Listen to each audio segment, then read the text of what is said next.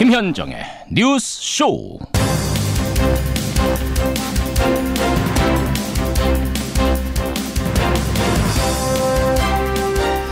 이명박 전 대통령 예정대로라면 오늘 오전에 영장실질심사를 해야 합니다만 결국은 일정이 취소됐습니다. 애청자 여러분 안녕하십니까? 어제 저희가 라디오 재판정 코너에서 이런 얘기를 했었죠. 형사사건의 영장심사인데 피의자, 당사자 없이 변호사만 출석하는 경우는 없다. 이명박 전 대통령 빼고 변호사만 나오는 걸 받아준다면 상당히 이례적이다. 생전 처음 보는 일이다. 이런 대화를 나눴는데 아니나 다를까 법원 내부에서도 이런 얘기가 나온 모양입니다. 차후에 절차적인 시비거리를 없애기 위해서 일단 신문 일정을 취소한다는 겁니다. 영장심사 포기면 포기고 출석이면 출석이지. 나는 못 나가겠으나 포기는 아니니 내 변호인들하고만 해라. 글쎄요. 아직도 그 특권 못 내려놓으셨습니까?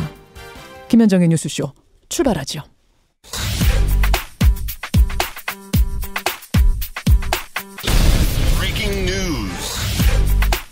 김현정의 뉴스쇼가 주목한 오늘의 포인트 김정훈 기자 나와 있습니다. 어서 오세요, 김 기자. 네. 오늘 첫 포인트 뭐부터 볼까요? 남과 북 함께 살든 따로 살든.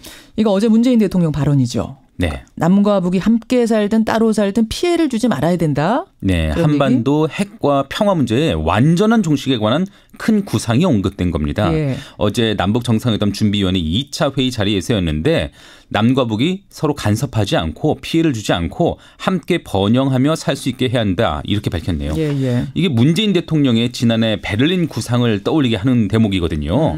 당시 어떻게 말을 했냐면 통일은 평화가 정착되면 언젠가 남북 간 합의에 의해서 자연스럽게 이루어질 일이다. 이렇게 말했습니다. 평화가 먼저다. 네네. 결국 평화체제 구축이 전제이죠. 그 한쪽 키를 쥐고 있는 게 또 미국입니다. 예. 이 때문에 문 대통령은 어제 진전 상황에 따라서는 남북미 3국 정상회담이 있을 수 있다. 이렇게 의미심장한 발언도 내놨습니다. 아주 중요해요. 그러니까 남북한하고 미국이 만나서 한반도 평화 문제를 놓고 최종 담판 짓자. 이런 큰 그림, 뭐 요새 말로 빅피처, 네, 예, 큰 그림을 그리고 있다는 얘기예요. 맞습니다. 다만 미국과 북한이 어떻게 나올지는 관건이죠. 관심인데요. 백악관은 일단 이에 대한 견해를 묻는 질의에 한미양국은 북한에 대한 일치된 대응에 관한 긴밀한 공조를 유지하고 있다. 이런 원론적인 입장만 나타냈습니다. 북한의 반응도 궁금한데 예. 우리는 오늘 남북 고위급 회담을 29일에 열자고 북한에 제안할 계획이거든요. 예. 물론 이게 뭐 남북 정상회담 준비 차원이긴 하지만 북한의 의중을 엿볼 수 있는 좋은 기회가 될 수도 있어 보이네요. 이런 가운데 우리 예술단 평양 공연을 위한 사전 점검단이 방북을 하죠. 네. 예. 오늘. 그 평양 무대에서는 가수들 이름은 물론 공개가 다 됐죠. 그 소감은 어떨지 오늘 저희가 2부에서 화제 시간에 최진희 씨 연결을 해봅니다. 네 번째 방북이에요, 이분은. 굉장히 남다른 소감일 것 같은데 만나보겠습니다. 다음 포인트요. 네, 한미 간 금리 역전입니다. 예, 오늘 새벽에 들어온 소식인데 미국 연방준비제도가 결국 금리를 인상했는데 네. 결국 우리나라하고 금리가 역전이 된 거예요, 이제? 맞습니다. 예, 정책 금리가 연 1.5에서 1.75%로 0.25%포인트 인상된 겁니다. 예. 한국은행 기준금리가 연 1.5%니까 미국의 금리가 한국보다 더 높아지게 된 것이죠. 그렇죠. 이런 금리 역전이 지난 2007년 8월 이후 10년 7개월 만이라고 해요. 그러니까 미국 금리가 우리보다 높아진다는 얘기는 자금이 미국 쪽으로 빠져나갈 수 있다는 가능성이 얘기잖아요. 있습니다. 가능성이 있고요. 예. 또 당장 국내 대출 금리도 오를 것으로 보이거든요. 그 폭과 시기가 어떨지 관심인데 한국은행은 오늘 국내 금융경책 상황 점검 회의를 열어서 이 대응책을 마련해 본다고 하네요. 이런 가운데 미국과 관련된 소식 하나 더 들어온 거는 그 수입 철강 관세 문제 오늘 중으로 결론이 내려져야 되잖아요. 네. 면제국에 포함될 가능성이 좀 있어 보인다. 일단은 긍정적인 발언이 나왔습니다. 여기까지 전하고 또 속보가 들어오면 전해드리죠. 김정은 기자 수고하셨습니다. 네. 대통령 개헌안을 세 차례에 나누어 발표하고 있는 청와대가 경제 분야를 발표했습니다. 토지의 공공성과 합리적 사용을 위하여 필요한 경우에 한하여 특별한 제한을 하거나 의무를 부과할 수 있도록 토지 공개념 내용을 분명히 하였습니다. 예, 청와대표 개헌안이 하나둘 공개가 되고 있는데요. 어제는 지방분권과 국민주권 부분을 공개했습니다. 특히 하루 종일 뜨거운 관심을 모았던 부분이 바로 토지 공개념입니다. 토지라는 개인의 재산권을 공공복리를 위해서 제약할 수 있다라는 개념인데 땅도 일종의 공공재다 찬성하는 쪽이 있는가 하면 아니 개인이 이미 소유하고 있는 토지의 권한 행사를 어떻게 국가가 제약하느냐 사회주의냐 이런 반발도 거셉니다. 헌법에 토지공개념 명시 양측의 입장 듣고 판단해 보시죠. 먼저 찬성하시는 분 단국대학교 도시지역계획학과 조명래 교수 연결이 돼 있습니다. 조 교수님 안녕하세요. 네, 안녕하세요. 토지공개념 제가 앞서서 간략하게 소개는 했습니다만 쉽게 설명하자면 어떤 건가요?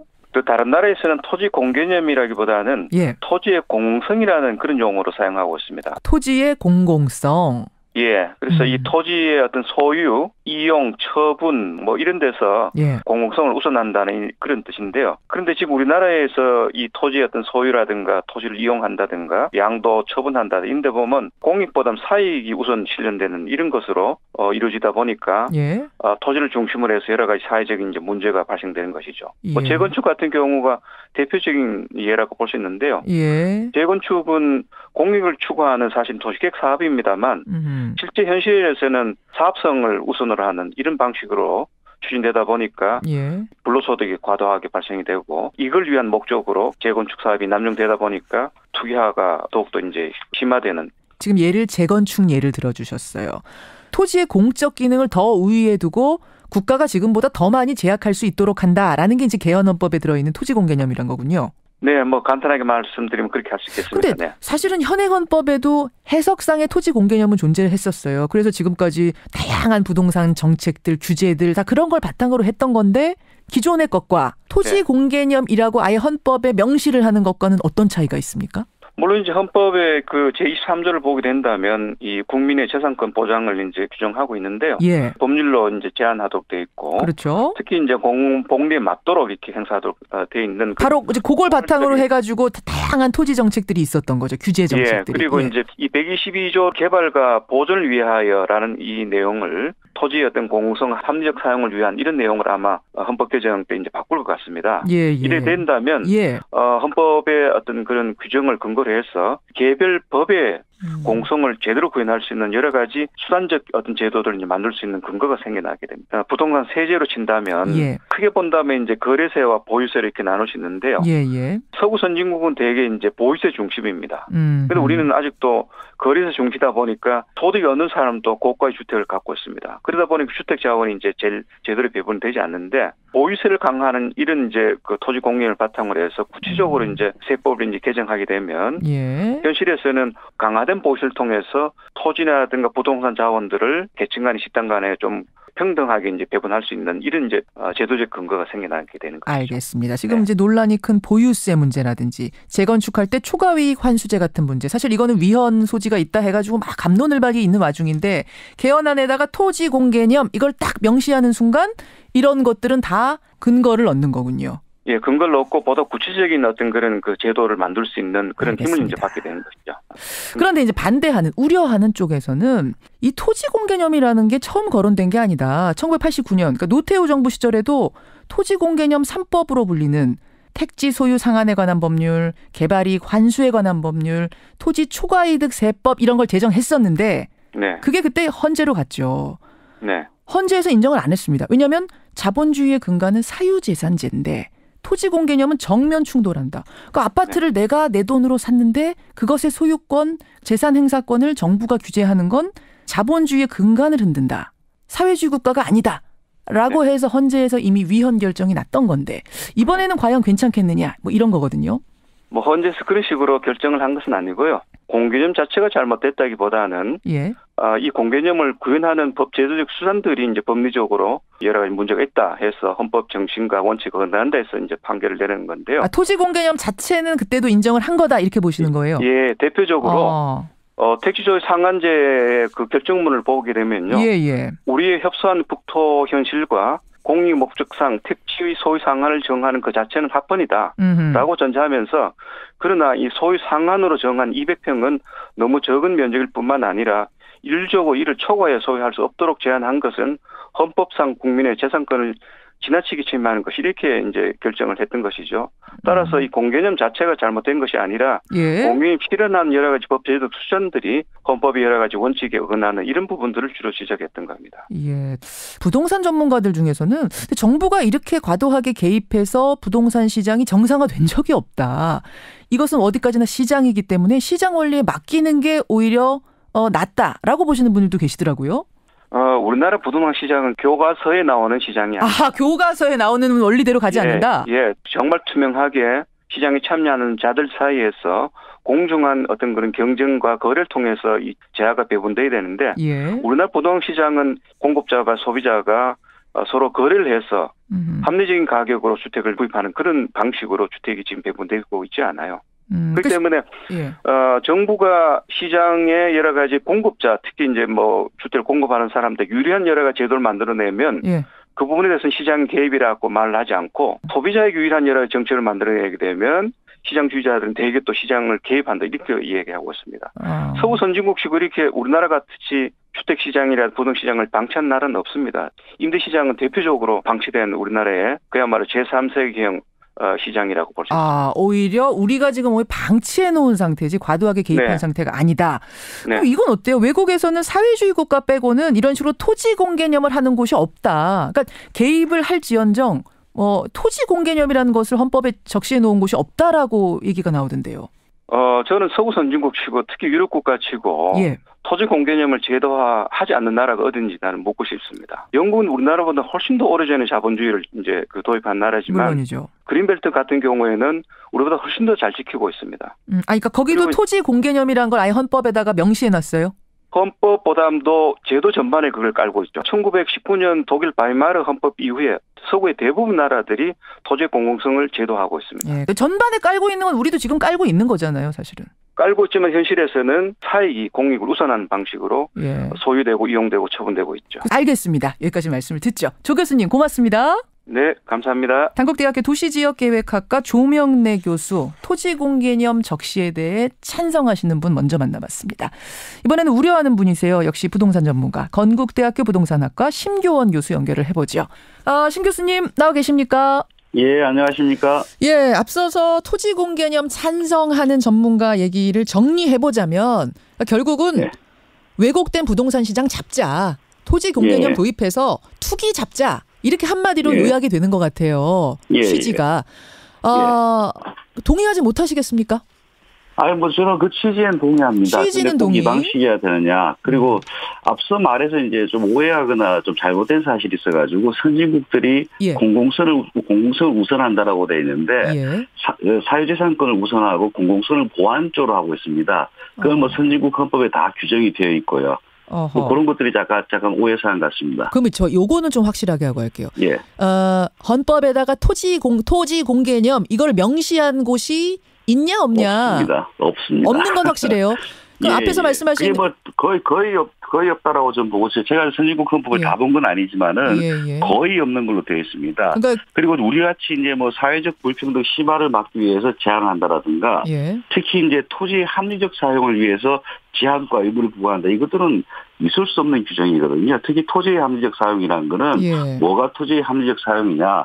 그래서 서구 선진국의 역사를 보게 되면은 수백 년 동안 이런 합리적 사용이라든가 국가적 개입을 막기 위해서 재산권을 확립한 역사가 있습니다. 그래서 국가의 개입이라든가 이런 명분으로 해서 들어오는 제한에 대해서는 아주 엄격하게 기준을 하고 있습니다. 근데 이제 앞서 교수님 말씀은 그거예요. 우리나라는 교과서대로 가는 부동산 시장이 아니다. 이미 너무 많이 왜곡돼 있기 때문에 뭔가 좀 더 적극적으로 국가가 개입을 해서 이걸 바로잡아줄 필요가 있다. 지금은 너무 불평등하게 토지가 혹은 부동산이 배분되고 있지 않느냐. 어떻게 생각하세요? 지금 그게 그렇게 된 게 우리나라가 시장이 아니기 때문에 그런 겁니다. 뭐라고요? 우리가 이제 우리나라가 정부가 개입을 너무 많이 해서 그렇다라고 저는 오히려 있는데. 너무 많이 해서 이렇게 왜곡이 된 거다? 투기판이 된 거다? 그렇죠. 그 과거 한 80년대부터 개발을 정부가 막고 있고 개발 과정에서도 개입하고 있고 분양에서도 개입하고 있고 그렇게 하니까 시장이 더 왜곡되었고 그것들을 바로잡기 위해서는 적어도 시장으로 다시 돌아가는 그런 것들이 필요해 보입니다. 선진국 같은 경우에도 2차 대전 직후에 우리 같이 규제를 많이 해봤어요. 해보고 이제 공공성을 위한 정책들도 많이 해봤는데 단기적으로 한 1년 정도 반짝 효과를 보다가 2, 3년 지나면은 서민들이 더 어려워졌거든요. 왜 그렇습니까? 잘 이렇게 배분하자고 하는 정책들인데 왜 결과적으로는 그게 그렇게 안 돼요? 그게 이제 뭐 소련의 붕괴라든가 동구권의 붕괴를 보면 알 수 있겠습니다. 처음에는 인간이 모든 걸 합리적으로 결정할 수 있을 것 같아 보이지만은 시간이 지남에 따라 가지고 그 합리적이라는 것들이 좀 의미가 없어지고 그리고 지금 우리나라 같은 경우에는 이제 그 자유재산제라든가 저 시장주의를 기본으로 하고 있는데 그 경제 자체가 위축이 되게 됩니다. 그 우리 예를 들면 다주택자들이 부동산 투자를 중지했다. 그러면 지금 당장은 주택이 줄어들진 않지만은 우리가 매년 30에서 50만 채가 공급되고 있고 그중에 한 40% 정도는 그 사람들이 좋아해서 민간 임대주택을 거의 다 공급하고 있습니다. 우리나라 임대주택의 8, 90%는 민간이 공급하고 있습니다. 그렇죠. 민간이. 이 사람들이 공급하지 않기 시작하면은 건설회사가 안 짓기 시작하면 공급 부족에 따라서 가격이 또 올라가고 그런 것들이 그리고 이제 그다음에는 이제 건설 경기가 전반적으로 죽게 됩니다. 건설 경기 같은 경우에는 부동산 경기하고 똑같이 서민 경제에 굉장히 큰 영향을 미치는데 이것들이 지금 당장은 효과가 없지만은 2년, 3년 지나면 위축되게 되고 그러면 결국은 임대료 폭등에 따른 피해하고 서민 경제 위축에 따른 피해를 뭐 부자들은 큰 상관이 없는데 서민들이 다 입게 된다는 것이죠. 좀 장기적으로 봤을 때는 더 왜곡될 거다라는 그러니까 전문가 시각이신 거고. 2차 대전 이후에 선진국들이 경험한 것들이 그것들이고 그 이후에 정책들을 계속 이제 바꿔나가고 다주택자들이 집을 더 사라 이런 정책으로 바꿔나가고 한 것들이 현실을 그렇게 인정한 거죠. 이론적으로는 공개념에서 모두가 행복하게 살면 좋겠는데 알겠습니다. 문제는 그대로 안 될 거다. 작동을 안 하더라 이거죠. 그 공공성, 토지의 공공성이라는 게 이론처럼 오히려 펼쳐지지 않을 거다. 오히려 왜곡시킬 거다 이 말씀이신데요. 뭐 서구의 사회주의 국가들이 붕괴된 걸 보면 알지 않습니까? 그러니까 뭐 그 정도까지 지금 하자는 건 아닐 테니까. 땅을 모조리 국가가 가지고선 배분해주겠다 이런 것까지는 아니겠죠. 지금 이제 끝까지 가면 지금 그것도 할 수 있는 개념적 요소를 갖고 있습니다. 토지의 합리적 사용을 위해서 제한할 수 있다라고 돼 있으니까요. 그리고 사회적 불평등 심화라고 말하고 있는데 어느 지역이 20% 오르면 불평등 심화이고 어느 지역은 5% 오르면 불평등 심화이고 이걸 어떻게 잣대를 잴 거냐. 그러니까 지금 헌법에 나와 있는 그 명시하겠다는 규정 자체가 애매해서 하자고 들면은 더 강하게도 갈 수 있다. 싹 그렇지. 소유권을 가져갈 수 있는 정도까지도 허용해 놓은 수준이다. 그 염려스럽다. 제가 그렇습니다. 이게. 그거야 근데 하다가 뭐 조정을 하겠죠 설마 그 세부 법안 만들 때는. 조정은 하는데 지금 시장이라는 거는 벌써 시장에도 약간의 반응이 나타나는 것들이 이걸 통해서 지금 하고 있는 규제를 훨씬 강화하겠다는 거구나. 지금 하고 있는 규제들도 지금 위헌 요소들도 갖고 있고 그렇거든요. 지금도. 그래서 시장에서 더 그렇게 반응하고 심지어는 어떤 사람들은 계속 이렇게 투자를 해야 되느냐 줄이겠다라고 얘기하는 사람들도 꽤 나오고 있습니다. 그 투자를 줄이면 그게 오히려 투기가 줄어드는 거고 집값이 안정화되는 게 아니라 그것이 멀리 내다보면 오히려 부동산 시장 서민들 더 어렵게 만드는 식으로 흘러갈 거다라는 게 우리 심 교수님의 말씀. 자, 토지 공개념을 두고 전문가 두 분의 의견이 이렇게 엇갈립니다. 취지는 두 분 다 공감하세요. 투기판 바로잡자는 건 공감하는데 과연 그렇게 될 거냐 안 될 거냐를 놓고는 이렇게 엇갈립니다. 우리 청취자들은 어떻게 생각하십니까? 뭐 부동산 문제는 다들 나름의 생각이 있으실 텐데 보내주십시오. 고맙습니다. 신 교수님. 네. 토지 공개념 얘기 건국대학교 부동산학과 심교원 교수까지 만났습니다.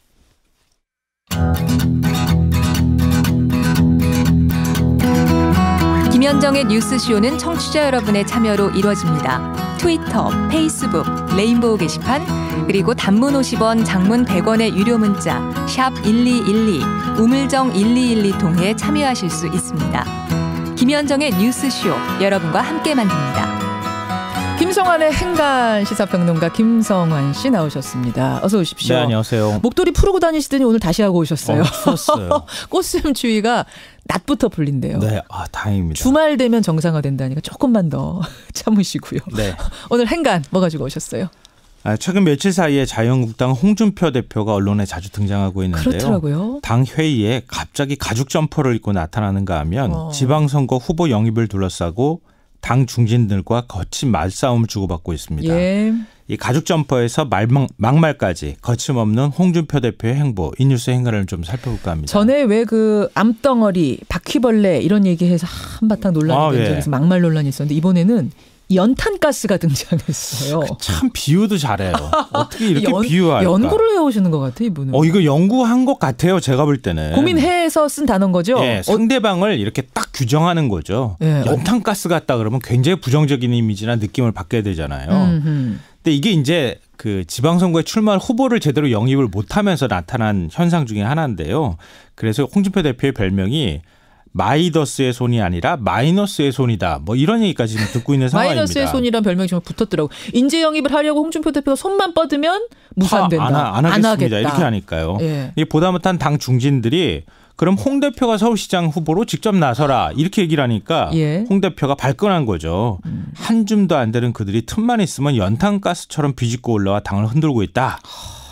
다음번 총선에서 강북 험지로 한번 차출하도록 추진하겠다. 뭐 이런 식의 얘기를 한 거예요. 그런 얘기까지 나왔어요? 네. 그래서 이 중진들이 굉장히 묵직한 분들이던데 뭐 이주영, 홍문표, 그렇죠. 나경원, 3선, 4선 막 이런 의원들이죠. 예, 이런 분들이 홍문정 뭐 이런 분들 이름 다 들어있던데. 네. 오늘 이제 비용계 중진들이 회의를 해서 뭐 또 의논을 한다고 하니까요. 또 어떤 입장이 나오는지 좀 봐야 될 것 같습니다. 자, 연탄가스다.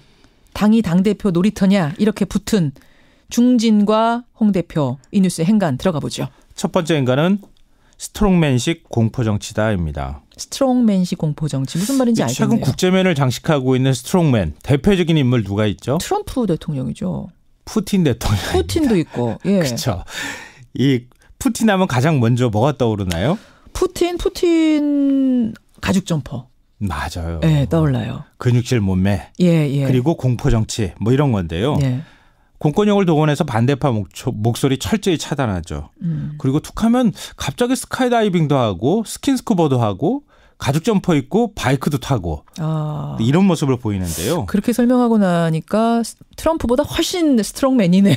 푸틴이. 홍준표 대표가 비슷한 모습들을 자꾸 보이는 거 아닌가 싶어요. 네. 누가 반대편에서 홍준표 대표를 공격하는 것 같으면 막말 막 쏟아내면서 찍소리 못하게 만든다거나. 초반에 막아버려요. 그렇죠. 예. 광역단체장 17곳 중에서 지금 8곳을 그냥 전략공천으로 해버렸어요. 이건 사실 거의 유례가 없는 일에 가깝거든요. 그렇죠. 경쟁 후보가 있어도 이런 식으로 공천해버리면 당대표 내 맘대로 할 거야 라는 얘기나 다름이 없다는 거죠. 바로 이게 공포정치이자 스트롱맨식 이른바 좀 홍준표 기분 나쁘겠지만 독재에 가깝다 이런 생각이 듭니다. 물론 홍준표 대표의 명분도 있습니다. 아니 당이 이렇게 어려울 때는 정말 전략적으로 이렇게 누군가 추진할 필요가 있다. 리더십이 필요하다라는 뭐 논리 얼마든지 가능합니다만 당 안에서 지금 거기 찬성을 못 해주고 있는. 많죠. 두 번째 행간은요? 두 번째 행간은 공포와 두려움이 증오를 부른다입니다. 이거는 무슨 말이죠? 이 자유한국당이 왜 이렇게 막말 주고받고 뭐 서로 거친 얘기들을 하느냐? 그 이면에는 이 두려움이 있기 때문입니다. 뭐에 대한 이번 지방선거에서 우리 정말 완전 패배하는 거 아니야라고 하는 두려움이 있다는 거죠. 그 두려움 때문에 홍 대표도 그렇게 강하게 나가는 거고 그렇죠. 그 두려움 때문에 이쪽에서도 그건 안 된다라고 하는 거고. 맞습니다. 두려우면 초조해지고 초조해지면 성급해지고요. 성급해지면 감정이 앞서서 상대를 경멸하게 된다는 겁니다. 그러니까 이런 공식을 지금 자유한국당이 그대로 보여주고 있다고 봐야 될 것 같습니다. 그렇군요. 세 번째 행간은 뭔가요? 마지막 세 번째 행간은 정치인은 반대를 먹고 산다입니다. 정말요? 홍준표 대표 비호감도 우리나라 정치인 중에 조사하면요. 제가 볼 때 1등이에요. 모든 사람이 아마 동의할 거예요. 아유, 뭐 모든 사람이 동의하기. 왜냐하면요. 그런데도 그러니까 실제로 여론조사 결과에도 그렇게 나오니까. 홍준표 대표가 대선 후보 됐죠. 지금 당대표 됐죠. 당을 정권을 쥐고 좌지우지하고 있습니다. 왜? 정치인은 반대를 먹고 살기 때문입니다. 노이즈 마케팅도 마케팅이다라는 게 정치권이죠. 내 편이 있으면 남의 편도 있는 겁니다. 남의 편을 만들면서 나를 강화하는 전략을 쓰고 있는 거예요. 그러니까 홍준표 대표 스트롱맨이라고 하지만 그 스트롱맨은 결국 반대편이 있기 때문에 존재 가치가 있는 거예요. 그러니까 홍준표 대표 체제가 지금 생각보다 그렇기 때문에 오래 갈 수 있다. 이런 얘기고요. 이 말은 죄송하지만 거꾸로 말씀드리면 새로운 지도체제가 구축되기 전까지 자유한국당은 오랫동안 내분 상태에 빠질 가능성이 있다는 얘기가 될 수도 있다는 겁니다. 자유한국당의 어수선한 상황 이렇게 정리해 주셨습니다. 수고하셨습니다. 네, 고맙습니다. 토지공 개념에 대한 여러분들의 의견이 다양하게 들어오네요. 역시 부동산 전문가들도 많이 계시고요. 2부에 소개하겠습니다. 2부로 가죠.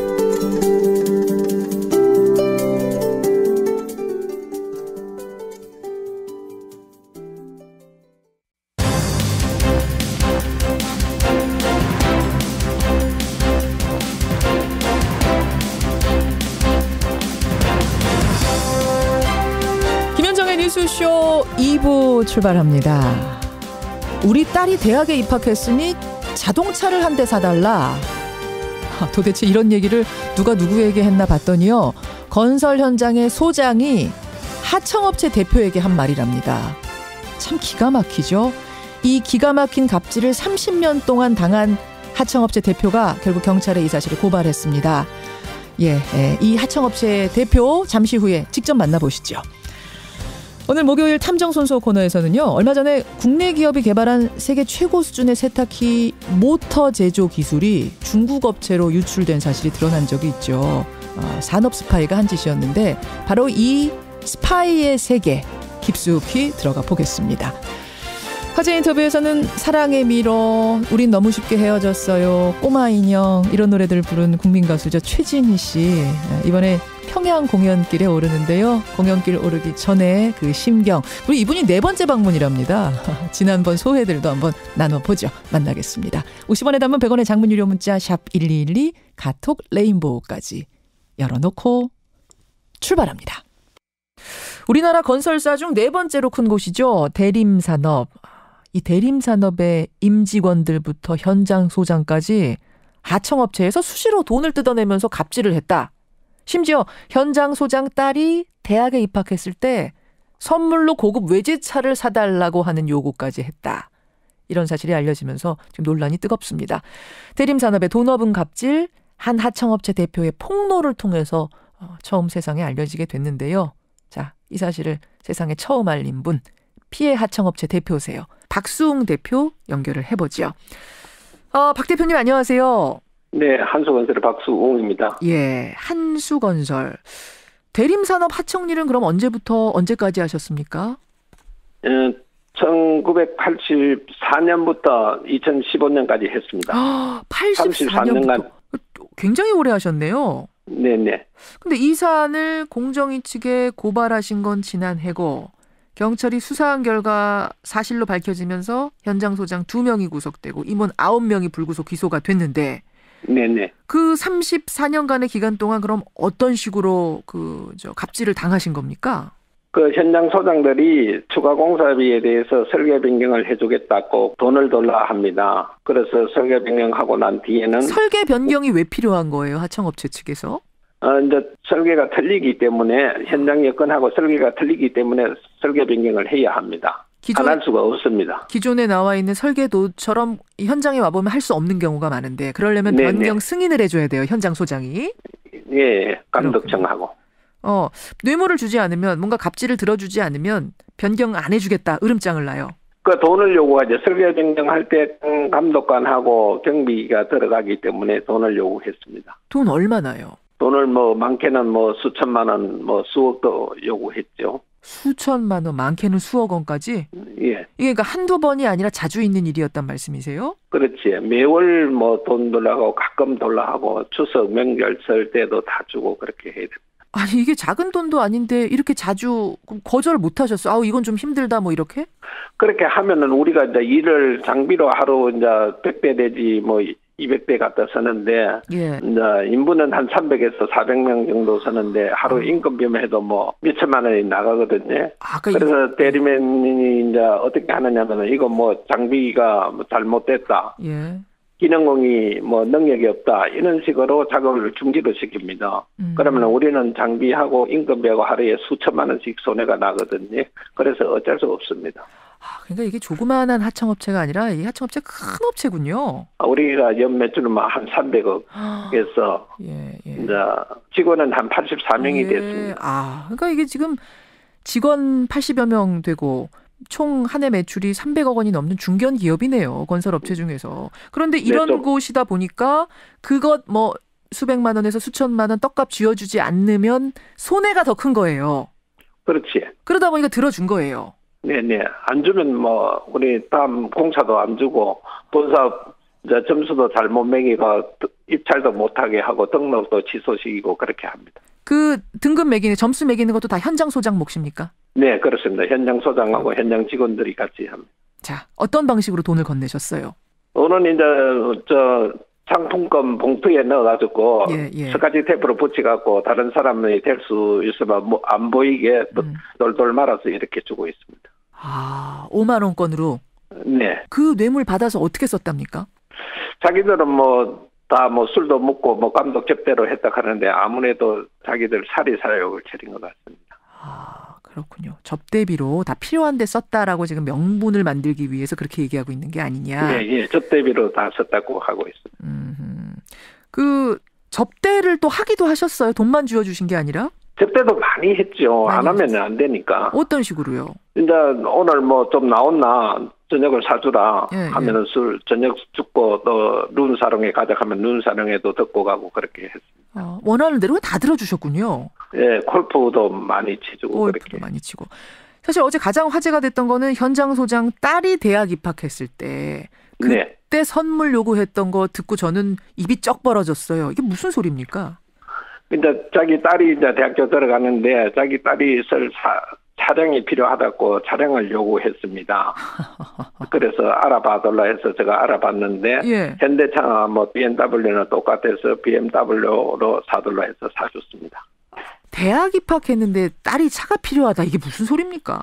자기 딸이 이제 왜 학교 다니고 이렇게 하니까 사용할 차가 필요하다고 그렇게 했습니다. 들으면서 기가 막히셨겠네요. 그렇죠. 어찌할 수 없지요, 우리는. 어찌할 수가 없어요. 속으로는 기가 막혀도. 속으로는 우라통이 터지죠. 왜 안 그렇겠습니까? 딸 대학 입학 선물을 자동차를 요구할 정도라면 다른 사례들도 대단했겠는데요. 여러 가지 많습니다. 그는 다 말씀을 드릴 수가 없는데 휴가비도 주라 아들 딸 유학 가는데 차비로 주라 경비도 주라 이런 식으로 다 하고 있습니다. 우리 아들 결혼하는데 인사 좀 해라 이런 거. 네. 아들 결혼하면은 이제 대림 사장 본부장 정도 되면 한 어떤 사람이 1억 정도 해야 된다 하더라고요. 그래서 제가 돈이 없어서 2천만 원밖에 못 했습니다. 아이고, 세상에. 임원급이 혼사 치르면은 1억은 해야 된다 그래요? 네, 1억 정도는 해야 된다 해서 저는 돈이 없어서 2천만 원밖에 못 했습니다. 그러고 나서 불이익은 없었습니까? 그러고 나서 2천만 원 줬으니까 이제 어떤 대림 직원이 이야기하더라고요. 한수는 이제 대림에서 공사 못하게 되겠다고 해서 그다음부터 이제 우리가 공사를 못하게 됐습니다. 아니 지금 그 1억쯤은 해야 돼요라고 얘기한 사람은 누구예요? 다른 하청업체 사람들? 아니 대림 직원들입니다. 대림 직원들이 그렇게 귀뜸을 해줬다는 얘기는 그러면 다른 한수건설 말고 다른 업체들은 다 그만큼을 했단 얘기네요. 그렇지. 더 이상 했겠죠. 지금 들으면서도 참 기가 막힌데 우리 박 대표님은 원래 대림산업 직원 출신이시라면서요. 예, 대림에서 제가 14년 근무하다가 나와서 허리 디스크로 이제 이 협력업 한수건설을 설립해서 33년간 대림에서 하청만 하다가 이렇게 됐습니다. 오로지 대림 하청만 하신 거예요? 네. 그럼 말하자면 친정인데 어쨌든 자사 출신에 네. 이렇게 얼토당토하는 황당한 갑질을 해올 때는 정말 심경이 어떠셨어요? 그래서 제가 너무 억울해서 대림 본사 임원한테 몇 번 이야기를 했습니다. 하니까 대림 임원이 현장 소장들이 돈 좀 뜯어먹고 도망갈라 하는데 어떻게 하겠느냐 알아서 하라고 이렇게 답변을 해서 너무 황당해서 제가 정신이 없었죠. 그러니까 본사 임원들도 원래 그러려니 하고 그냥 좀 뜯어먹고 나갈 테니까 알아서 줘라 이런 식으로? 예, 알아서 돈을 주든지 안 주든지 네가 알아서 해라고. 우리는 돈 안 주면 일을 못 하는데 어떻게 합니까? 돈을 줘야지. 자, 그러면 그게 한 달이라고 치면은 도대체 이런 식의 뇌물로 나가는 돈이 얼마나 됐습니까, 평균? 미니가 한 4, 5천만 원 되죠. 세상에. 원청의 현장 소장이라든지 본사 사람들이라든지 이래저래 나가는 돈이 4, 5천이 돼요. 네네.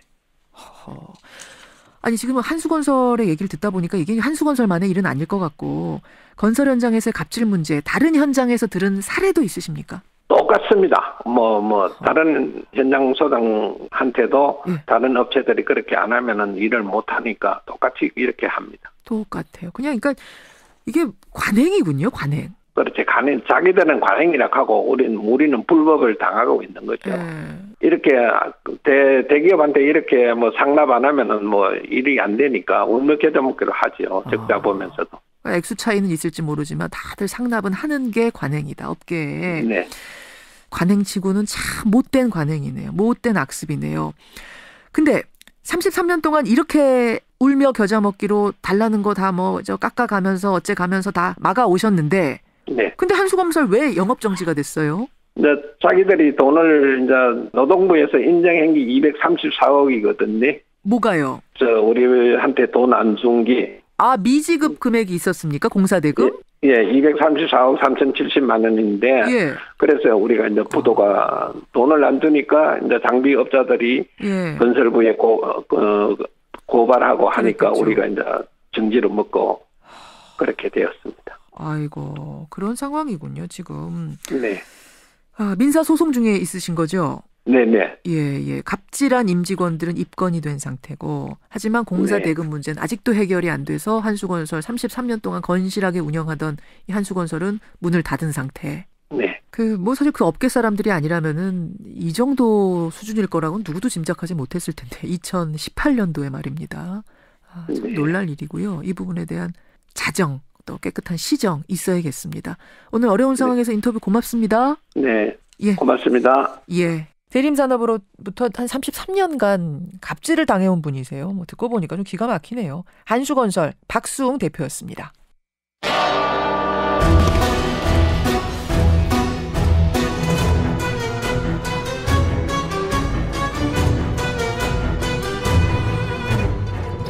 탐정의 눈으로 사건을 들여다봅니다. 탐정 손수호.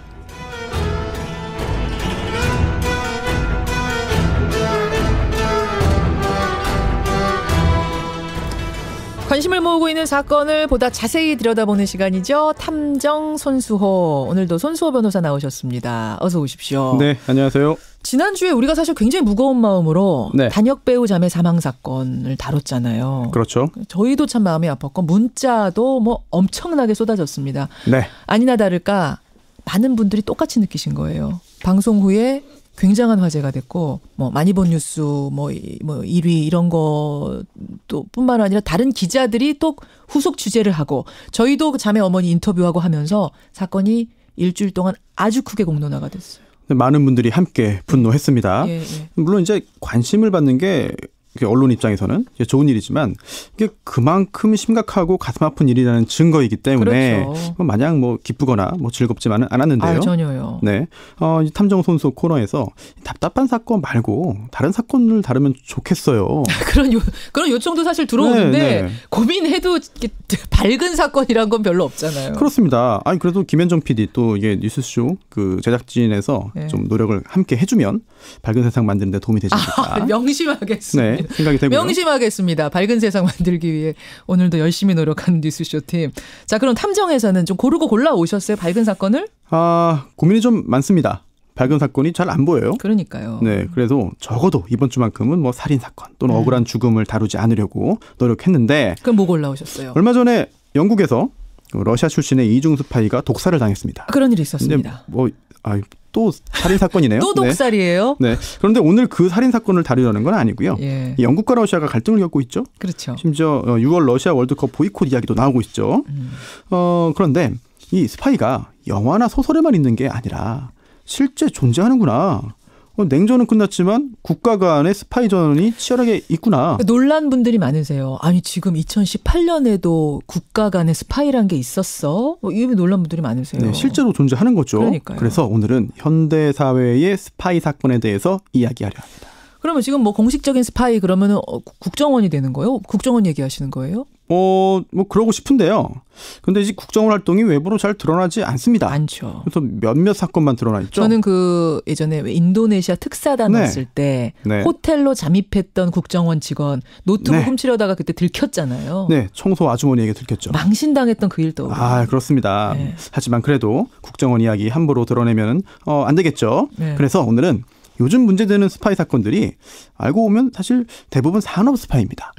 산업 기술이나 경영 정보를 빼내는 산업 스파이죠. 이 국정원에 따르면 2005년부터 2014년까지 10년 동안 우리나라의 첨단 기술을 해외로 불법 유출했거나 또는 유출을 시도한 사건이 무려 406건이라고 합니다. 드러난 것만 406건? 네, 406건인데요. 이게 또 계속 늘어나는 추세에 있다고 해요. 그리고 한 자료에 따르면 피해액이 연평균 50조 50조 원이라고 합니다. 연평균이 50조, 50억이 아니고요. 대단하네요. 50조 원으로 추정하고 있는데요. 예. 구체적으로 좀 알아볼까요? 예. 현대중공업이 10년 동안 연구개발비 400억 원을 들여서요. 예. 자체 개발한 선박용 엔진 기술, 이게 브로커를 통해서 중국으로 넘어갔습니다. 10년 동안 연구한 게? 네. 400억 원 들어서. 또 2015년에도요. 현대기아차가 그 신차를 개발하기 위한 설계 도면을 만들었는데 이게 중국으로 유출됐어요. 역시 중국으로. 예, 그로 인한 그에 따른 영업 손실액이 700억 원으로 추정됩니다. 오늘 그래서 산업 스파이 얘기를 좀 해보시는 겁니까? 네. 그런데 최근에 예. 그런 사건이 있었어요. 어떤 거요? 이게 미투 운동이 워낙 큰 이슈이기 때문에 크게 주목되진 않았지만 우리나라가 가지고 있는 세계 1위 기술이 중국으로 빼돌려졌고요.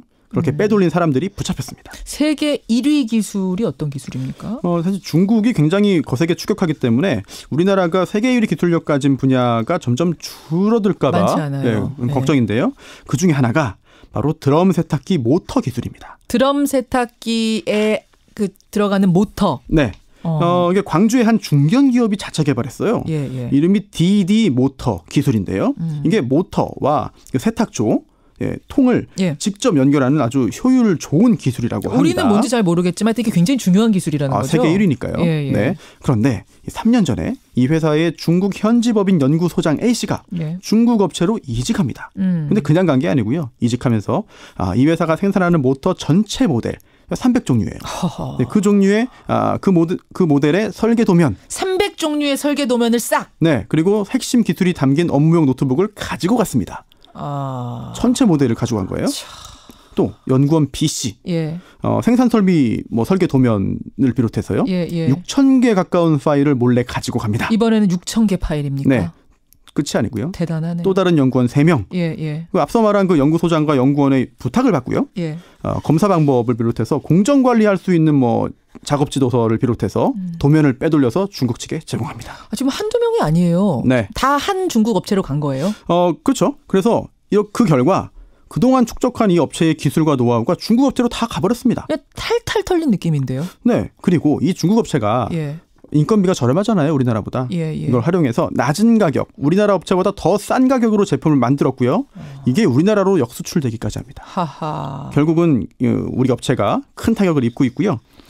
연평균 200억 원 이상의 매출 손실이 우려되고 있습니다. 아니 한 기업이 어떤 독보적인 기술 하나를 얻으려면 그동안 들인 노력, 시간, 돈이 얼마일 텐데 그걸 빼돌려서 외국 업체에 팔아먹는 거 이거는 그냥 배신? 도의적인 배신 이 수준이 아닌데요. 그럼요. 심각한 거고요. 그렇죠.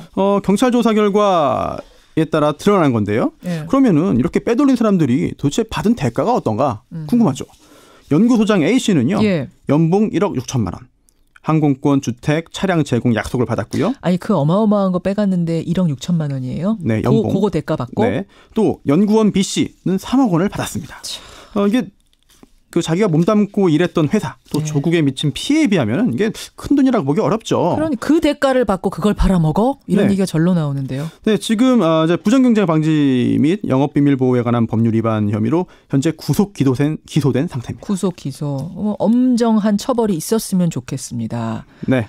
그러면 손탐정님 혹시 몹쓸 짓이긴 하지만 우리나라 기업도 다른 나라 기술 훔쳐오는 이런 산업 스파이 경우가 있었습니까? 있죠. 그런데 찾아봤는데 최근에는 이게 확 눈에 띄는 거는 좀 없는 것 같아요. 우리나라가 가져온 경우는. 네, 그래서 좀 예전으로 과거로 좀 가봐야 되지 않을까. 과거 언제요? 네. 그럼 고려시대로 가볼까요? 네. 너무 많이 갔나요? 고려시대의 산업 스파이가 누가 있어요? 모카씨를 몰래 가져온 문익점. 네. 이게 지금 기준으로는 산업 스파이로 볼 수도 있는 거죠. 모카씨를 몰래 가져. 그러고 보니까 그렇기도 하네요. 물론 결과적으로는 이제 좋은 결과를 낳았지만. 이건 너무 오래전 얘기니까 패스하고. 네. 비슷한 사건이 1986년에 있었습니다. 86년에? 네. 식품회사 사건인데요. 혹시 그 유명한 간장 회사 사건 아니에요? 맞습니다. 맞죠. 그 간장 회사의 식품 회사의 오모 상무가 기술을 배우려고요 일본에 갔어요. 그래서 유명 간장 제조업체를 방문했습니다. 그러니까 맛이 좋다고 소문난 일본의 간장 업체를 방문한 겁니다. 기술 배워보려고. 네. 근데 가르쳐주질 않는 거죠 거기서. 네, 이게 간장 발효할 때 그 어떤 종류 곰팡이 쓰는지가 중요해요. 간장 맛이 여기서 좌우되기 때문인데요. 간장 맛이 곰팡이 맛. 네, 예. 그런데 이게 일본 회사가 알려주지 않았겠죠. 당연히 그렇겠죠. 네, 알려주지 않았습니다. 예. 그러자 이 오상무가 기발한 생각을 합니다. 어떻게요? 이 곰팡이가 입자가 굉장히 작지 않겠나. 그렇다면 혹시 코로 들이마실 수 있지 않을까라는 생각을 합니다. 예. 그래서요, 이 발효실에 들어가서 숨을 계속 들이마십니다. 네, 이렇게 잘하시네요. 네, 그렇게 들이마신 다음에 밖으로 나와서 바로 휴지에 코를 풀었습니다. 그리고 그 코푼 휴지를 소중히 간직하고 우리나라로 귀국했어요. 예. 그 다음에 휴지의 그 내용물을 분석해보니까 곰팡이가 진짜 있었어요. 결국 일본 업체가 사용한 곰팡이 종류를 알아내는데 성공했고요. 이거를 활용해서 실제로 새로운 간장을 만들었습니다. 그래서 그 유명한 간장 회사가 된 거예요. 우리가 아는 그 간장 회사가. 결과적으로 뭐 그거 때문이라고 하기는 어렵지 몰라도 이런 노력도 한 거죠. 아니 저는 그러니까 이거는 몹쓸 스파이는 아니네요. 왜냐하면 어떤 오라라고 견학을 시켜줬는데 가서 기발하게 재치 있게 숨을 들이마신 거니까. 몰래 잠입한 게 아니니까. 몰래 들어간 건 아니지만 혹시 유출 금지 서약을 혹시 하지 않았을까? 그건 우리는 모르는 얘기지만. 만약 했다면 그 서약은 위반한 것이 되겠죠. 공소시효는 지났죠. 공소시효, 소멸시효 이미 한참 지났죠. 네, 일본 법에 따르더라도. 다행입니다. 네. 오늘 밝은 사건 하자고 그러시더니 결국 코푼 얘기 하나 하시네요. 밝게 코푼 얘기죠. 그러니까 어쨌든 이렇게 지금 정보화 시대에 정보 기술 둘러싼 스파이 전쟁이 온 세계에서 사방에서 펼쳐지고 있다는 얘기예요. 그렇습니다. 그런데 이 정보 유출에 대한 우리의 대처는 좀 미흡한 것 같아요. 특히 상하이 스캔들 혹시 기억하시나요? 저는 기억하죠. 저는 시사뉴스를 매일 하니까 상하이 스캔들 기억납니다. 네네. 예. 덩여인 사건이라고 하면 더 이해가 빠를 것 같은데요. 중국 상하이 주재에 우리 한국 영사관 직원들에 얽힌 사건이었어요. 그렇습니다. 이게 그 영사관 직원들하고요 부적절한 관계를 맺고 그 과정에서 그걸 통해서 정보를 수집했다는 의혹을 받은 중국인 덩여인 사건이었는데요. 2011년이었습니다. 이게 중국인 덩 씨가요 20대 초반에 한국에 와가지고 우리말을 잘한대요. 그리고 또 처음에는 이화여대 출신이라고 했는데 그러니까 덩 씨 자기 소개인 거예요. 내가 20대 초반에 한국 유학 갔다 왔어. 2대 유학을 갔다 와가지고 한국어를 잘한다. 이렇게 소개를 했어요. 근데 학교 기록 찾아보니까 뭐 안 나왔어요. 그러니까 거짓말일 가능성이 아주 커요. 네. 그리고 또 중국 최고 실력자였던 덩샤오핑. 등소평. 네. 덩샤오핑 성이 같잖아요. 예. 친할아버지다. 내가 친손자다. 내 할아버지가 덩샤오핑이다. 네, 이렇게 이야기하면서 상하이 한국 교민사회에 접근을 했습니다. 그러니까 중국인이 맞긴 맞는 거죠. 그렇습니다. 중국인은 맞아요. 잘하는 중국인. 잘한대요. 네. 그런데 결국 중국 고위층하고 이제 친해지길 바라는 한국인들이 얼마나 많겠습니까? 네, 결국 그들 사이에 어떤 그 연결 그리고 또 민원 창구 역할을 했어요. 그러니까 한국을 잘 알고 한국을 사랑하는 중국인, 심지어 덩샤오핑의 손녀 이러니까 야 중국에서 사업하려면 성공하려면 저 덩여인하고 친해져야 돼. 이렇게 소문이 교민사회에 쫙 난 거예요. 실제로 여러 가지 또 역할을 또 했다고 합니다. 그런데 그러다 보니까요. 일반 교민들뿐만 아니라 상하이 주재 총영사관에 부임해온 외교관들도 실적 쌓기 위해서 덩 씨에게 접근을 했어요. 우리 외교관들도 저 덩부인 통하면 뭔가 중국 사회하고 뭔가 저 활동을 할 수 있을 거야 이렇게. 그중에 또 일부는 연인 관계로 발전했고요. 급기야 이 덩 씨를 사이에 두고 영사들끼리 싸움을 벌이기까지 합니다. 네. 싸움이 벌어진 거예요, 여러분. 실제 격투를 벌였고요. 예. 네, 그 언론에도 많이 나왔죠. 이게 지어낸 얘기가 아니라 지금도 찾으면 나오는 얘기입니다. 덩부인 사건. 한번 포털에서 검색해 보십시오. 네. 그때 굉장히 자극적인 보도도 많이 나왔어요. 네, 서로가 서로의 이런 걸 폭로하는 벽보를 붙이기도 했고 투서도 넣고 뭐 정상이 아니었죠. 또 한 공무원은요, 덩 씨에게 편지 보냅니다. 제 사랑은 진실이고 영원히 변하지 않습니다. 이 말을 어길 경우엔 제가 어떻게 하겠다. 각서까지 써줬는데요. 이건 한국 외교의 대망신이고 엉망진창인 상황이었죠. 근데 이렇게 그냥 망신당하고 끝난 게 아니었잖아요. 그렇습니다. 그렇기 때문에 더 큰 문제인데요. 이게 당시 상하이 총영사까지 연루됐습니다. 총영사, 총책임자까지. 네. 그렇습니다. 이제 왼손에 와인잔 들고 오른팔로는 이 덩여인의 어깨를 감싸는 사진이 이제 공개된 건데요. 사실 그 사진 보면은요. 친밀도가 굉장히 좀 높아 보여요. 커 보여요. 근데 그뿐만 아니고요. 2007년 대선 당시에 이명박 당시 후보의 선거대책위원회 비상연락망 같은 연락망을요. 그 와인잔 들고 있는 사진하고 같은 카메라로 촬영했어요. 그 사진이 공개가 됐습니다. 덩 여인한테서 그 비상 연락망이 나온 거예요. 네, 결국 이명박 캠프의 비상 연락망이. 네, 덩 씨의 카메라로 찍은 거였는데요. 예. 근데 그 비상 연락망에는요. 예. 이명박 전 대통령의 친형인 이상득 의원을 비롯해서 당시 그 고위층 인사와 실세들의 전화번호가 다 있었고요. 또 한국인인 덩 씨의 남편이 있었는데요. 예. 이 덩 씨 아내의 비밀 금고에서 찾아냈어요. 파일을. 예. 그 파일에는요. 영부인 김윤옥 여사의 전화번호 그리고 대통령이 2008년 상하이 방문 일정과 동선 등 기밀 사항까지 있었습니다. 자, 정리를 좀 해보죠. 그러니까 중국인 덩 부인하고 여러 명의 한국 외교관이 부적절한 관계를 맺고 심지어는 총영사까지 연루가 됐는데 네. 그 덩 부인 카메라에서는 이명박 캠프 당시 대선 후보 유력한 후보의 비상 연락망, 대통령 일정, 뭐 기밀 파일, 동선 파일 이런 게 다 나왔다는 거예요. 네, 그렇습니다. 이게 외교관들이 알아서 정보를 제공했을 가능성도 있는 거고요. 의심해야 됩니다. 예. 이게 덩 씨 남편이 공개한 거예요. 근데 덩 씨 남편이 당시에 이 사실 공개하면서 청와대 법무부에 신변보호 요청했습니다. 근데 왜요? 본인이 이런 사실을 공개하기 때문에 신변의 위협을 느낀다. 아하. 보호해달라고 한 건데 예. 정부는 다 알면서도 쉬쉬하고 이 덩 씨 남편을 보호한 게 아니라 자기 식구 공무원들 감싸기에 급급했어요. 쉬쉬하고 넘어갔어요. 조용히 퇴직하도록 조치하고 마무리했습니다. 그러니까 덩 씨의 남편은 한국인이었잖아요. 그렇죠. 한국인 남편이 이상해가지고 신고를 했는데 네. 수사가 제대로 안 되고 그냥 흐지부지.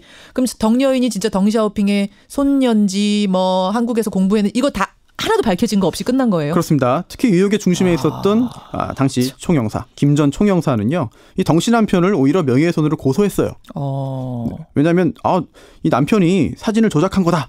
라고 했는데 난 아무 관계 아니다. 뭐 이러면서. 네. 그런데 이제 검찰 수사 결과 김 총영사의 주장과 달리 그 사진들은 조작되지 않았다라고 해서 이 덩 씨 남편에 대해서는 무혐의 불기소 처분이 있었는데요.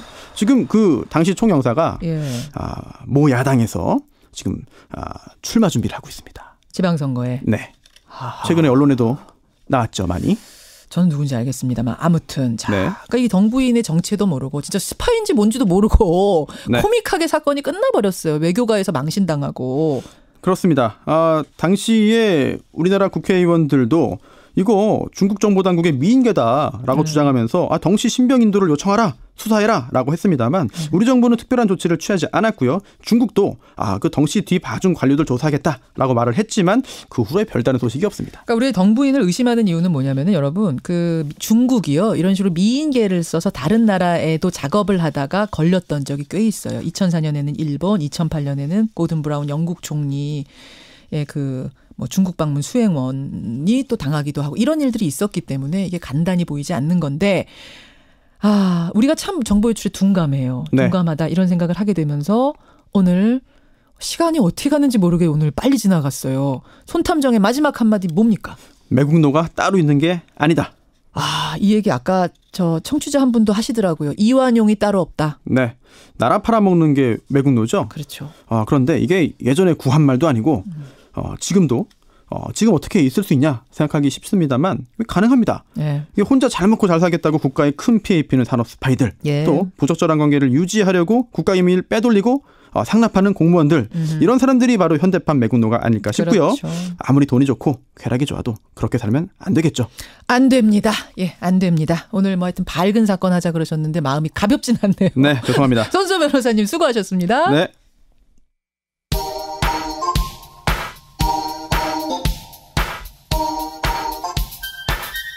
김현정의 뉴스쇼 CBS 라디오와 함께하고 계십니다. 저는 퇴근길 시사잡기 정관용입니다.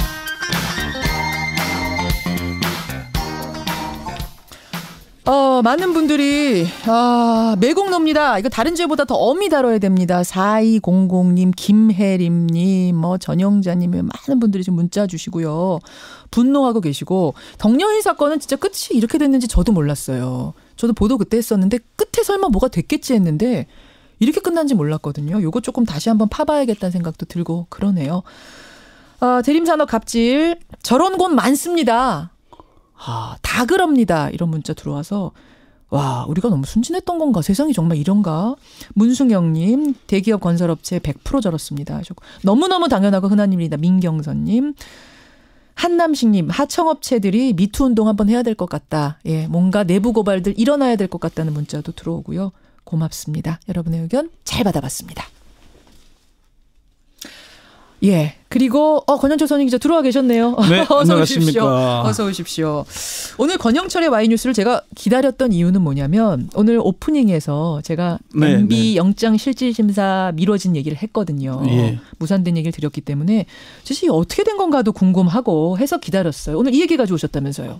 예, 저건 이명박 전 대통령은 왜 끝까지 꼼수를 쓰는 걸까 이런 주제를 정해봤습니다. 일단 영장 실질심사가 무산이 되면 이게 구속이 안 된다 그런 얘기는 아니죠? 그러니까 오늘 10시 30분으로 예정됐던 신문기일 지정 요게 이제 무산되는 겁니다. 예. 그래서 이제 이 판사가 오늘 오전 중에 다시 구인장을 발부해서 영장 심사를 할 건지 아니면은 변호인과 검사만을 출석시켜서 영장 심사를 할 건지 아니면 서류만으로 구속 영장 발부 여부를 결정할 건지를 밝히게 될 겁니다. 세 가지 중에 하나를 하게 될 텐데 변호인과 검사만 출석해서 신문하는 거는 굉장히 이례적이라서 지금 부담스러워하는 거죠, 법원에서. 그러니까 이게 이제 형사소송법이 바뀌면서 어떻게 됐냐면 전에는 영장 심사를 피의자가 선택하게 했거든요. 받느냐 안 받느냐. 그렇죠. 근데 지금은 원칙적으로 다 받도록 하고 있습니다. 못 받는 경우 도망을 했거나 도저히 나올 수 없는 상황이거나 이럴 경우에는 하지 않는데 지금은 받도록 돼 있는데 이명박 전 대통령이 새로운 수를 들고 나온 겁니다. 나는 안 나갈 텐데 우리 변호인을 내보내겠으니 변호인 데리고 신문하시오. 그러니까 영장 심사를 포기하지는 않는데. 포기는 아닌데. 예. 그러니까 내가 나가지는 않겠다.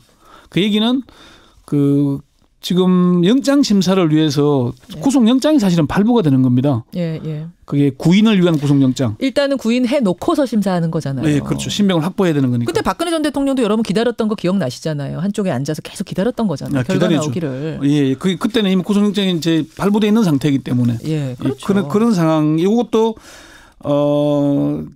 이명박 전 대통령 쪽 변호인 쪽이 아마 이게 상당히 머리를 많이 쓴 것 같긴 한데 좀 스텝이 좀 꼬이고 있는 것 같기도 합니다. 사실은 이게. 그럼 구속 여부는 언제쯤 결정되는 거예요, 결국? 서류만으로 하게 되면은 오늘 자정을 전후해서 결정 날 것 같고요. 예. 다시 구인장을 발부해서 영장 심사를 진행하게 되면은 데려오게 되면 언제 이제 내일이나 모레나 신문길이 지정이 되겠죠. 예. 이렇게 따라 유동적이 되는 겁니다. 그러니까 지금 법원이 왔다 갔다 하는 거 보면 왜 이렇게 오락가락하나 이런 생각이 좀 들거든요.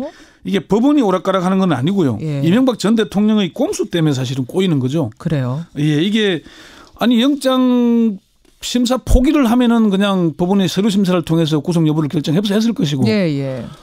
또 아니면 자기가 나오면 되는 건데 이것도 저것도 아닌 아주 새로운 걸 들고 나온 거죠. 그게 왜 그러냐면은 검찰 측에서는 그렇게 해석을 하더라고요. 질문을 던진 것으로 보인다. 누구한테요? 검찰과 법원에. 뭐라고요? 영장 심사를 위해서는 당연히 구속영장이 발부가 되는 거거든요. 이것도. 그럼요. 예, 구인을 위한 구속영장. 일단 데려다 놓고 보내줄지 말지 결정하는 건데. 그게 본인이 이제 자진 출두가 아니고 구속영장 강제 집행하는 셈입니다. 데리고 오는 거예요. 예, 출두하는 거지만 그래서 그럼 봐라. 법원도 검찰도 영장 심사를 하면서 나를 구속영장을 집행하지 않았지 않느냐. 내가 도주우려 없는 거 아니냐. 그러니까 영장 발부하지 말고 그냥 불구속해라. 예. 그런 걸로 해석을 하고요. 검사장 출신의 박영관 변호사도 이런 글을 페이스북에 올렸더라고요. 어떤 거? MB가 이번에 내놓은 꼼수는 영장 심사 포기가 아닌 불출석 카드다. 예. 이게 꼼수란 얘기죠, 그러니까. 사실은 저는 포기의 의미로 받아들이는 거라고 받아들여도 되는 거라고 생각했는데 엄연히 포기는 아니더라고요, 진짜. 그러니까 통상적으로 이제 긴급 체포된 피의자들, 과거에 법조 비리의 홍만표 검사장, 최유정 전 판사, 변호사 이런 사람들은 심사를 포기했잖아요. 아예 포기. 나도 안 나가고 아예 포기합니다. 그거는 자기 혐의를 인정하면서 예. 재판에 대비하는 것도 있고 뭔가 좀 반성하는 자숙하는 모습을 보이는 거거든요.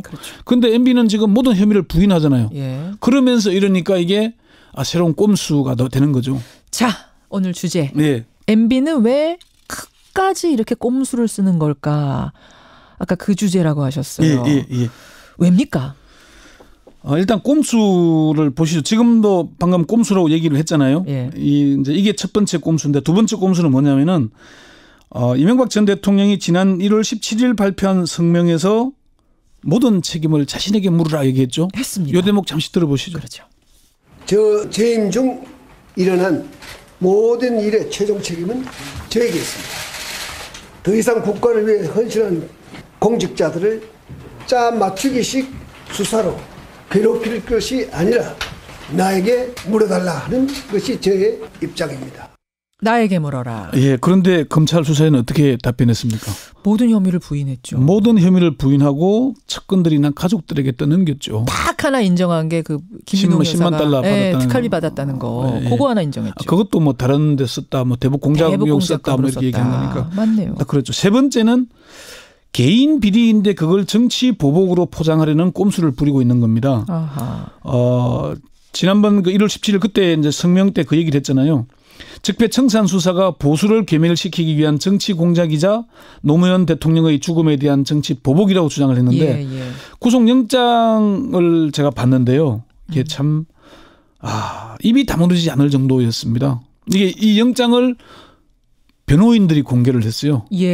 원래 검찰이 공개하면 이게 뭐 이제 문제가 되죠. 문제가 되고 논란이 되는데 변호인들이 공개를 하니까 기자들이 참 덕분에 상세히 잘 볼 수 있는데. 그러니까 우리 사실은 혐의는 알고 있어요. 20개 알고 있지만 구속영장에는 훨씬 자세하게 나왔는데 그걸 보셨군요. 예, 의견서까지. 이게 참 정말 대단한 MB라는 걸 새삼 느끼게 되고요. 네 번째는 구속영장에 나와 있는 내용인데 언론에 크게 취급되지 않은 사안입니다. 어떤 거요? 꼼수가 어느 정도냐면은 다스의 격리 여직원이 120억 원을 횡령한 사실이 있잖아요. 개인적으로 횡령한 거 있죠. 예, 정호영 특검에서 이게 드러났었죠. 이 대부분을 회수했거든요. 그럼 이걸 회수하면은 횡령금 회수 이익으로 회계 처리를 하고 법인세를 내야 됩니다. 그렇겠죠. 다시 이제 원래 들어와야 될 돈이 나갔다가 다시 들어온 거니까. 근데 수익이 잡히는 거니까. 근데 여기서도 꼼수가 등장을 한 겁니다. 어떡해요? 이 돈을 해외 미수 채권을 회수한 것처럼 허위로 처리해서 31억 원의 법인세를 탈루한 겁니다. 참 알뜰하죠. 잠깐만요. 격리 직원이 착복했던 돈, 횡령했던 돈 120억 받아가지고 그거 세금 내기 싫어서 해외 미수채권 유령 회사에서 들어온 것처럼 뭐 이렇게 조작해가지고 연관 회사긴 한데 그렇게 그러니까 지금 다스 꼼꼼하네요. 그러니까 340억을 횡령한 부분은 법인세 탈루는 공소시효가 지났어요. 이거는 혐의를 적용할 수가 없는데 이걸로 적용이 된 겁니다. 꼼꼼해. 이 외에도 영포빌딩 지하 2층에서 발견된 대통령 기록물에 대해서 실수다. 이삿짐에 따라왔다. 이렇게 주장을 했는데 적반하장경으로 검찰의 압수수색이 불법이다 그러면서 소송을 냈잖아요. 그런데 이게 2008년 노무현 전 대통령이 가져간 이지원에 대한 이 이명박 정부의 대응과 얼마나 비교됩니까? 그러게 말입니다. 이게 내로남불도 참 정도껏 해야 되지. 이 정도면은 정말 상상 그 이상 역대급입니다. MB 이명박 전 대통령 그렇고 지금 김윤옥 여사에 관련된 의혹들도 하룻밤 자고 나면 하나씩 터지는 상황인데 어떻게 될 걸로 예상하세요? 검찰은 매우 신중한 모습입니다. 지금 뭐 이팔성 전 우리금융회장으로부터 5억 원 받았죠. 그리고 미국에 가서 명품백 3천만 원짜리 명품백과 3만 달러가 든 백을 받았지 않습니까? 3만 달러가 들어있었니 안 들어있었니 엇갈렸는데 어제 정두원 의원이 확인했습니다. 3만 달러 받은 거 맞다고 이상주 사위가 얘기했다. 그런데 검찰은 김윤옥 여사에 대한 조사 여부에 대해서도 확인을 해주지 않고 있습니다.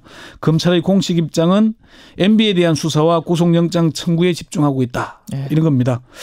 아마도 2009년 당시에 MB 검찰이 박연차 게이트를 수사하면서 노무현 전 대통령의 가족을 모두를 소환하는 무리한 모습을 보였던 게 사실 역풍을 받았잖아요. 그 역풍을 걱정하는 거죠. 아마 그런 그 때문이기도 같고 검찰은 일단 이명박 전 대통령의 혐의를 밝히는 데 주력한다. 이게 공식 입장이고요. MB가 구속되고 처벌을 받는다면은 가족들에 대해서는 손대지 않을 가능성도 있지 않겠냐 이런 관측들이 나오고 있습니다. 청취자 9579님 와 대단합니다. 정말 알뜰합니다. 그런 알뜰함으로 국가 살림을 살폈으면 우리나라는 정말 부자가 됐을 것 같습니다. 읽는데 저는 웃음이 나오는 게 아니라 눈물이 나네요. 권영철 선임 기자 수고하셨습니다. 네.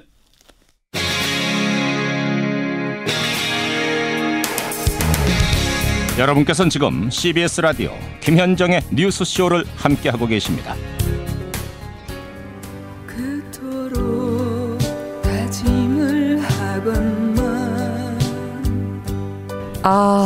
좋습니다. 지금 흐르는 이 곡 최진희 씨의 사랑의 미로 흐르고 있죠.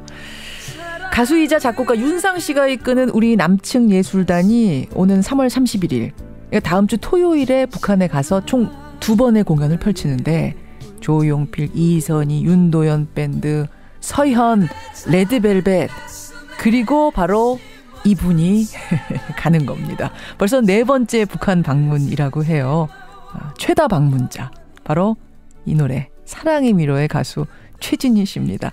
오늘 화제 인터뷰에서 오랜만에 반가운 목소리 들어보죠. 최진희 씨 연결이 돼 있습니다. 최 선생님 안녕하세요. 네, 안녕하세요. 아이고 반갑습니다. 네, 반갑습니다. 아니 벌써 4번째 북한 방문이세요? 네, 평양은 3번이고요. 예. 금강산 쪽에 한번 갔다 왔어요. 마지막이 금강산? 네. 그러면 이게 얼마 만에 다시 가시는 거예요, 북한을? 글쎄요, 한 10년 넘은 것 같아요. 마지막 금강산이면 제가 금강산 열렸을 때를 계산해 보니까 대충 한 16년 되셨겠어요. 그래요? 예. 세월이 그렇게 갔어요. 세월이 그런가요? 아니 16년 만에 북한에 가서 다시 노래 부를 생각하시니까 소감이 어떠세요? 뭐 우리는 하나다라고 항상 외치는데 예.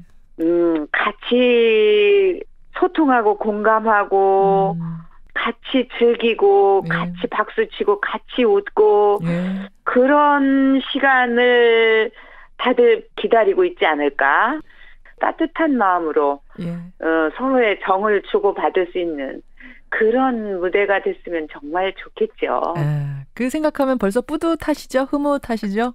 갈 때마다 느끼는 건데 예. 아유 빨리 좀 잘 됐으면 좋겠다. 모든 일이 그럼요, 그런 마음이 있죠. 다들 있겠죠.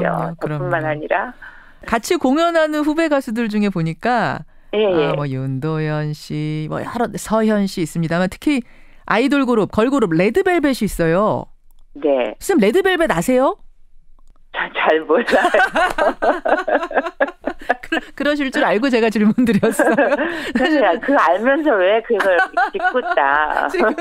아니, 그러니까 레드벨벳이라는 그룹이 젊은 층에서 뭐 아주 핫한, 아주 인기 있는 그룹입니다만 네. 북한 사람들이 과연 어떻게 받아들일까? 북한에 가보신 분으로서 어떨까요? 굉장히 감동받지 않을까요? 새로운 세상이고 이런 꿈 같은 시간이 있구나. 사람의 흥이라는 게 맞아요. 그냥 순간적으로 음악을 들으면 예. 멈출 수 없는 게 그게 흥이잖아요. 흥이죠. 뭐를 이렇게 따지고 뭐 계산하고 그래서 나오는 게 아니라 저절로 나도 모르게 그렇죠. 순간적으로 이렇게 나오는 게 흥인데 예. 그걸 감출 수 없을 것 같아요. 그러니까 이게 사실 우리 한 민족이잖아요. 보면은 우리 한국 사람들도 흥이 대단하거든요. 다 노래 다 잘하고 춤 다 잘 춰. 네, 북한 사람들도 그런 거죠. 그럴 것 같아요. 그럴 것 같아요. 네. 그러니까 걸그룹은 걸그룹대로 또 우리 사랑의 미로 최진희 씨, 조용필 씨 이런 분에 대한 반응은 반응대로 다 충만할 거다. 그거는 뭐냐면 몇십 년 동안 이렇게 분단된 단절된 그런 삶이 말하자면 한이 됐잖아요. 맞아요. 서로가. 그래서 그런 면에서는 이제 우리 조용필 선배님 같은 분이 참 사실은 그리울 거고 예. 또 요즘 현 시대를 살아가면서 신세대들은 예. 또 레드벨벳 같은 사람 그런 음악이 또 필요할 거고 그렇죠. 구성이 잘 됐어요. 된 거 아닌가 싶어요. 제가 봐도 그래요. 섭외가 참 잘 됐어요. 구성이 아주 잘 됐어요. 사실은 저는 최진희 씨는 이번에 꼭 갈 거라고 생각을 했던 게 지난번에 삼지연 관현악단이 방남했을 때도 그들이 사랑의 미로를 불렀거든요. 네. 북한에서 그렇게 인기가 많다면서요, 사랑의 미로가. 아유, 그렇다고 그러는데 너무 감사하죠. 지난번 공연 3번 갔을 때도 그런 거 좀 느끼셨어요, 인기를? 아, 그럼요. 많이 느꼈죠. 어떤 식으로? 고래 호텔에 있을 때도 호텔 종사자들이 이렇게 흥얼흥얼 하시는 것도 듣고 또 평양 시내에 나갔을 때도 뭐 손 흔들고 막 박수 쳐주고. 아니 극장에서 노래할 때 알아보는 거야 당연하고 환호하는 거야 당연하지만 길거리 평양 거리를 걸어 다니는데도 알아봤다는 건 이건 그럼요. 어떻게 알았대요? 한국 가수 최진희를? 거기가 워낙 시청률이 90%예요. 한번 출연하면. 한번 출연 방송국이 하나니까 TV 있는 집은 다 보는 거예요? 그렇죠. 그러면 최진희 씨 공연의 시청률은 얼마나 왔답니까? 네, 99%. 안 보신 분들이 어디 있겠어요. 정말 그런 공연이 시청률 99%. 뭐 날마다 보는 공연도 아니고. 그러니까 그렇잖아요. 알아볼 수밖에 없었던 거고 시민들이. 네. 게다가 이 사랑의 미로는요. 고 김정일 국방위원장 애창곡이었답니다. 그러다 보니까 대단한 인기라고 제가 들었어요. 가수 최진희 씨, 사랑의 미로. 최진희 씨 만나고 있습니다. 몇 곡이나 부르세요 이번에? 4-5곡 정도요. 4-5. 그럼 사랑의 미로는 당연히 부르실 테고 또 어떤 곡들? 우린 너무 쉽게 헤어졌어요도 거기서 많이 알려져 있어요. 예. 네네. 그다음에 미련 때문에 그렇게 하려고 해요. 그 노래요. 북한 노래는 혹시 안 부르세요? 거기 가서 의논해서 할 거예요. 혹시 아는 곡 있으세요? 그전에도 휘파람이라는 노래 했어요. 네네네. 휘파람이 어떻게 부르는 거죠? 그 조금만. 어젯밤에도 불었네. 휘파람. 벌써 몇 달째 불었네. 휘파람. 그냥 척하면 척 나오시네요. 역시 가수. 네, 노래 잘하는 가수 다릅니다. 이런 노래 부르면 뭐 북한 사람, 남한 사람 다 좋아할 수밖에 없는. 그래서 그게 또 매력이 있는 겁니다. 조금 다른 목소리다 이렇게 생각하실 것 같기도 하고 모르겠어요. 지난번 같은 경우는 삼지연 관현악단 왔을 때는 우리 가수 서현 씨가 소녀시대 서현이 깜짝 등장을 해서 합동 무대를 가졌었거든요. 네. 이번에도 혹시 뭔가 좀 이렇게 서프라이즈한 깜짝 쇼 같은 게 준비가 돼 있대요. 그건 들으셨어요? 예, 얘기는 들었어요. 근데 이제 누가 나올 거다 그런 거는. 그러니까 뭔가 깜짝 무대가 있긴 있다. 그게 네네. 합동 무대가 될지 뭐 어떤 형식이 될지 모르지만. 네. 그것도 여러분 기대를 해봄직하네요. 여러 가지로 의미 있는 무대. 이념을 넘어서 사상을 넘어서 하나가 될 수 있는 그 음악으로 큰일 하러 가시는 거니까요. 가서 무대 잘 마치시고요. 네. 건강하게 돌아오셔서 한 번 더 만나죠, 우리. 네. 좋아요. 오늘 귀한 시간 고맙습니다. 잘 다녀오세요. 네, 감사합니다. 건강하십시오. 예, 다음 주 토요일 3박 4일 여정으로 북한으로 갑니다. 가수 최진희 씨였습니다.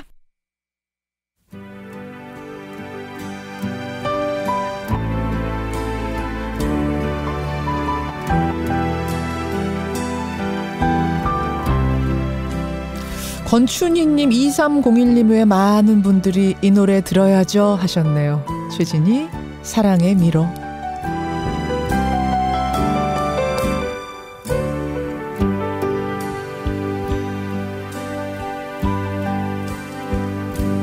그토록 다짐을 하건만 사랑은 알 수 없어요. 사랑으로 눈먼 가슴은 진실하나에 울지요. 그대 작은 가슴에 심어준 사랑이야. 상처를 주지 마오 영원히. 끝도 시작도 없이 아득한 사랑의 미로야.